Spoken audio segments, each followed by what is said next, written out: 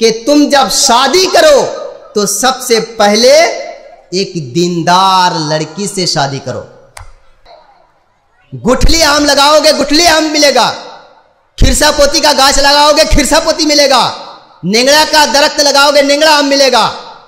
गाछ लगाओगे एप्पल का, आपेल का, आपेल खाओगे।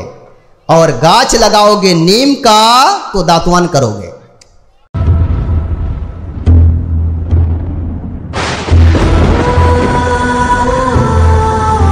कि तुम जब शादी करो तो सबसे पहले एक दीनदार लड़की से शादी करो। बात अगर यहीं पे समझ जाओ मेरे भाइयों, तो तुम्हें नेक औलाद अल्लाह देगा ही देगा। सबसे पहले जब तुम शादी करो, मेरे नबी ने क्या कहा? तुनकहुल मरअतु लिअरबईन। जब किसी लड़की से शादी करो, जब किसी बच्ची से शादी करो, तो उसके 4 चीज को देख करके शादी करो। जब तुम्हारे लड़के की मां चॉइस करो, हम देखते हैं कि लड़की देखने में कितनी अच्छी, मेरी बीवी कैसी अच्छी रहेगी, खूबसूरत रहे, थोड़ा उसका आंख देखने में अच्छा रहे, तो उसका चेहरा गोरा रहे, थोड़ा रंग ढंग अच्छा रहे, थोड़ा साइज ऊंची रहे। मेरे भाइयों ये जरूर देखो, ये देख सकते हैं आप, एक खूबसूरत लड़की देख सकते हैं, लेकिन ये मत भूलिएगा कि आपकी होने वाली बीबी जितनी खूबसूरत हो, उससे पहले आपको यह देखना पड़ेगा कि मेरे बच्चे की होने वाली मां उससे कहीं ज्यादा खूबसूरत हो। यह जरूरी है। कभी आपने सोचा इसको?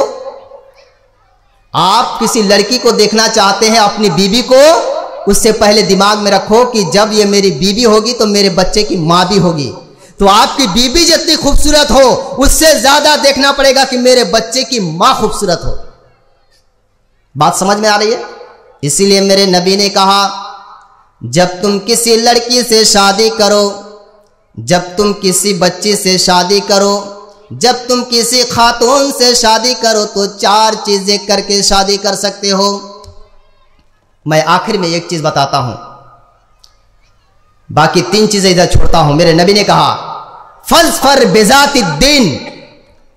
तुम उस बच्ची में सबसे ज्यादा जो चीज देखो, वो देखो कि उसके अंदर दीनदारी है कि नहीं है, उसके अंदर दीनदारी है कि नहीं है, ईमान कितना मजबूत है, नमाजी है कि नहीं है, पर्दा करती है कि नहीं है, उसकी जबान कैसे चलती है, उसके जबान में हमेशा गाली है या उसके जबान में नबी की बात है, उसके जबान में अल्लाह का कलाम है, उसके वक्त में हमेशा नमाज है या हमेशा पर्दा करके चलती है, वो बच्ची हमेशा दीनदार है कि नहीं है, ये चीज देखना पड़ेगा आपको। मैं आपको बताऊं, ये आपके बच्चे का दरख्त है और आपका बच्चा फल है। मेरे भाई, जब आप आम गुठली वाला आम का दरख्त लगाओगे, जब गुठली वाले आम का गाछ लगाओगे, तो क्या उसमें निंगड़ा आम मिलेगा? बोलो, समझने की बात है कि नहीं? यह अल्लाह का कानून बना हुआ है। गुठली आम लगाओगे, गुठली आम मिलेगा। खिरसा पोती का गाछ लगाओगे, खिरसा पोती मिलेगा। निंगड़ा का दरख्त लगाओगे, निंगड़ा आम मिलेगा। तुमने किसी हीरोइन से शादी कर लिया जो हमेशा शाहरुख खान को अपना आइडियल बनाती है, जो सलमान खान को अपना आइडियल बनाती है, जो आमिर खान को अपना आइडियल बनाती है, जो 24 घंटा टीवी के सामने डांस देखती रहती है। तुमने ऐसी लड़की से शादी कर लिया और तुम चाहते हो कि मेरा बच्चा पैदा हो तो इस्माइल जैसा पैदा हो, ये कभी नहीं हो सकता है। तुम्हारा बच्चा इमाम बुखारी जैसा पैदा हो, ये कभी नहीं हो सकता है। तुमने दरख्त ही गलत लगा दिया है। बात समझ रहे हैं ना? गाछ लगाओगे एप्पल का, आपेल का, आपेल खाओगे, और गाछ लगाओगे नीम का तो दातुआन करोगे। जो लगाओगे वही ना पाओगे। भाई, तुमने गेहूं बोया तो धान कैसे पाओगे? तुमने सरसों बोआ और उसको बोलोगे कि नहीं मुझको गेहूं चाहिए? अल्लाह का कानून ये नहीं है। इसलिए मेरे नबी ने कहा, पहले दरख्त अच्छा लगाओ, पहले दरख्त अच्छा लगाओ, फिर उससे अच्छा फल पाने की कोशिश करो। जब तुम फजली आम लगाओगे, खिरसा पोती लगाओगे तो तुमको खिरसा पोती मिलेगा, और अगर गुठली आम लगाओगे तो काट काट के आंचा देना पड़ेगा। तुमने लड़की ही ऐसी की, बड़े घराने की लड़की, तुमने कुछ नहीं देखा, ससुर की दौलत को देखा। ओ जहेज के भिखारियों, मैं कहता हूँ सुनो, अगर तुम्हारे पास दौलत नहीं है, हमारी जामे मस्जिद है, जाकर के वहां पे ऐलान कर देना, कटोरे लेकर के मांग लेना, लेकिन जहेज की दौलत से लड़की से शादी ना करना। बात समझ रहे हैं? आपका दिल तो नहीं दुखा है ना? आपका दिल जितना दुखता है मेरे भाइयों, आपके लिए उससे कहीं ज्यादा मेरा दिल दुखता है कि मेरा एक भाई ऐसी लड़की से शादी करे जिस लड़की से शादी करने के लिए मेरे नबी ने मना किया, और वो भाई का बच्चा गलत हो जाए, उस भाई का बच्चा शराबी हो जाए, जुआखोर हो जाए, गांजाखोर हो जाए, बेनमाजी हो जाए।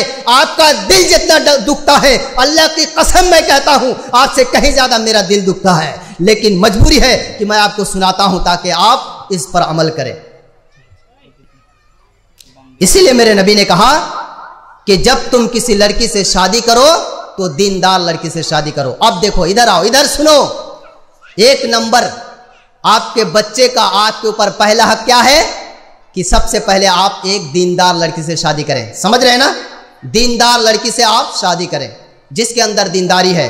अल्लाह की कसम, जब उसके अंदर दीनदारी रहेगी तो आपके बच्चों को भी दीनदार बनाएगी। अगर वो नमाजी रहेगी, आपके बच्चे को भी नमाजी बनेगी। अगर वो कुरान जानेगी, आपके बच्चे को भी कुरान सिखाएगी। अगर वो रोज़ा रखेगी, आपके बच्चे को भी रोज़ा रखवाएगी। अगर वो पर्दा करेगी, आपके बच्ची को भी पर्दा कराएगी। मेरे भाइयों, तो एक दीनदार बच्ची का इंतखाब करो, ये मेरे नबी ने फरमाया। किसी जहेज के चक्कर में मत पड़ो। अब आपने शादी कर लिया, दरख्त भी अच्छा लगा लिया, तो एक बताइए, जब आप दरख्त लगाते हैं तो उसमें पानी उनी देते हैं कि नहीं देते हैं? उसकी देखभाल करना है ना। उसमें कीड़ा लग गया कि कहीं पे उसमें पानी की ज़रूरत है, कहीं वो सूख जा रहा है, उसको क्या चाहिए, उसमें विष देना पड़ेगा कि कुछ खाद देना पड़ेगा, सहार देना पड़ेगा। करते हैं कि नहीं करते हैं? तो फिर उसके बाद जब आपने शादी कर लिया तो आप क्या करेंगे? शादी किस लिए किया जाता है? जब और मकसद है, लेकिन उसमें से एक ये है कि बीवी के साथ मिलेंगे ना, बीवी के साथ अपनी ख्वाहिश पूरी करेंगे, तो उसके लिए भी आपका बच्चे का हक क्या है कि आप जब अपनी बीवी से हमबिस्तरी करें, मिले, तो मेरे नबी ने एक दुआ सिखाया। क्या दुआ सिखाया?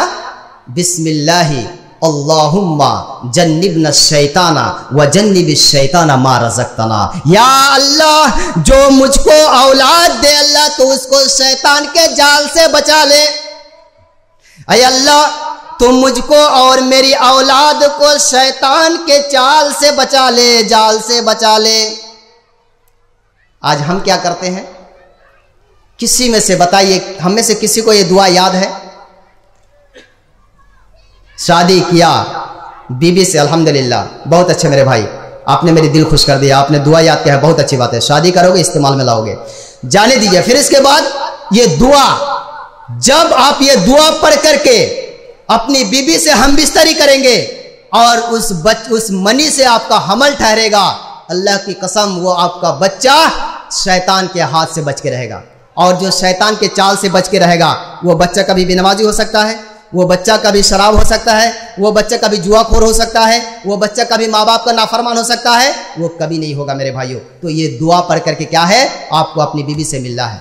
ठीक है, आपने ये दुआ पढ़ के आपके अपनी बीवी से मिले, और फिर आपके नुत्फे से आपके बीवी के पेट में बच्चा आया, फिर आपके बच्चे का हक है।